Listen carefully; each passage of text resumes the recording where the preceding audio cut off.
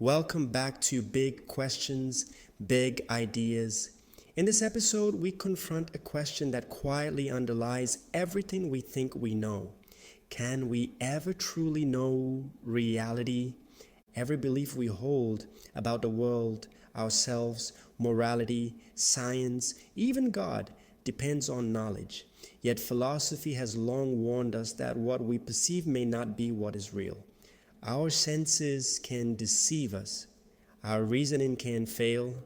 Our beliefs may rest on assumptions we have never examined. So, how confident should we be that our picture of reality is accurate?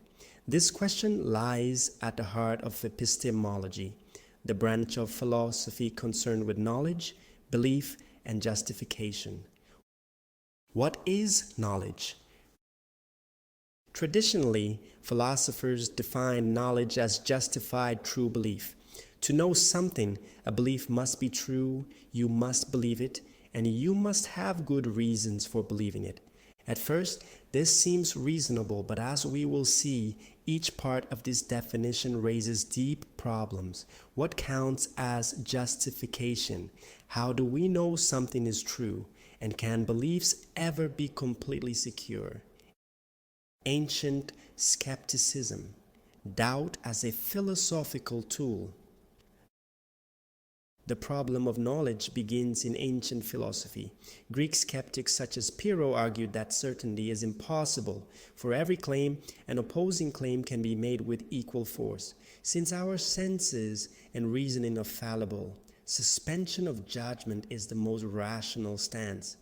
Plato acknowledged this problem in his allegory of the cave. Just as prisoners mistake shadows for reality, humans may mistake appearances for truth. Knowledge, Plato argued, requires turning away from sensory illusion toward rational understanding. Descartes and radical doubt. The modern problem of knowledge takes a dramatic turn with René Descartes in the 17th century. Descartes asked a radical question: what if everything I believe is wrong? He imagined scenarios in which the senses deceive us. Dreams feel indistinguishable from waking life, and even a powerful deceiver manipulates our thoughts. This leads to radical skepticism. Perhaps the external world does not exist at all. Descartes famously concludes that while he can doubt almost everything, he cannot doubt that he is doubting. From this comes his famous insight: I think, therefore I am. Knowledge begins not with the world, but with the thinking self. Empiricism, knowledge through experience. In response, empiricist philosophers such as John Locke, George Berkeley, and David Hume argued that knowledge arises from experience. Locke described the mind as a blank slate shaped by sensory input. Berkeley went further, claiming that reality itself consists of perceptions. To exist, he argued, is to be perceived. Hume delivered the most devastating critique. He argued that many of our most basic beliefs, such as causation, are not rationally justified but psychologically ingrained. We assume the future will resemble the past, but this assumption cannot be logically proven. Hume's conclusion was unsettling. Much of what we call knowledge rests on habit, not certainty. Kant, structuring reality. Immanuel Kant attempted to rescue knowledge from skepticism. He argued that while we cannot know reality as it exists independently of us, we can know reality as it appears to us. According to Kant, the mind actively structures experience using concepts such as space, time, and causality. We never access the world as it is, only the world as filtered through human cognition. This insight reshaped philosophy. Knowledge is neither purely objective nor purely subjective. It arises from an interaction between the mind and the world. Contemporary challenges. science, language, and power. In the 20th century, the problem of knowledge expands further. Philosophers such as Ludwig Wittgenstein argued that meaning and knowledge depend on language. We understand reality through linguistic frameworks, not direct access. Others, like Michel Foucault, emphasize the role of power in shaping what counts as knowledge.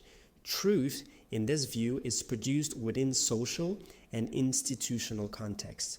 What we accept as reality may reflect authority rather than objectivity. Meanwhile, science offers powerful models of reality, but even science is provisional. Scientific theories change, evolve, and sometimes collapse. This raises the question, are scientific truths discoveries about reality or useful approximations? Brains in vats and simulated world.